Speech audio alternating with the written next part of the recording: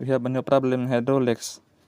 A 6 meter radius cylindrical gauge shown in the figure is 10 meters long into the paper. If theta equals 60 degrees, determine the following. A. The vertical component of the hydrostatic force. B. The horizontal component of the hydrostatic force. C. The location from point of the vertical component of the hydrostatic force. And we have sample figure. Ano yung nagit?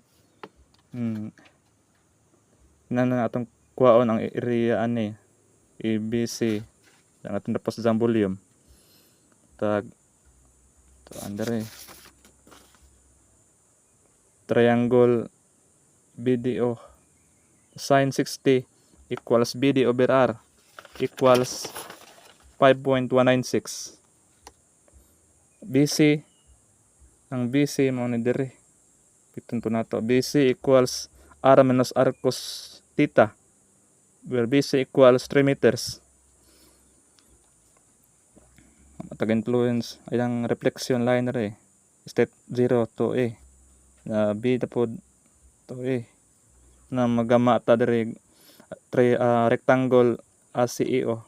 BD equals CE equals EO equals 5.196. BO equals EO equals 6 meters.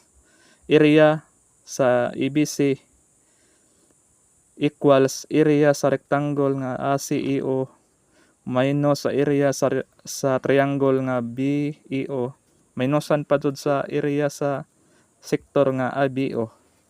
Area EBC equals yang answer 4.532 square meter. Yung pag-compute sa area sa EBC. Ang iyang answer 4.532 square meter. The volume EBC equals area sa EBC times length. Ang iyang answer 45.32 cubic meter.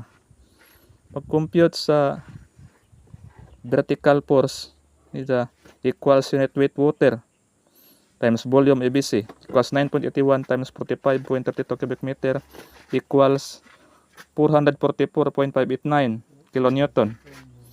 The vertical component of the hydrostatic force. Mayang vertical component of the hydrostatic force. Ang pag-compute sa horizontal component hydrostatic force equals net weight water bar its area equals 9.81 times 5.196 over 2 times 5.196 times 10 equals 1324.272 kilonewton, the horizontal component of the hydrostatic force. To compute the distance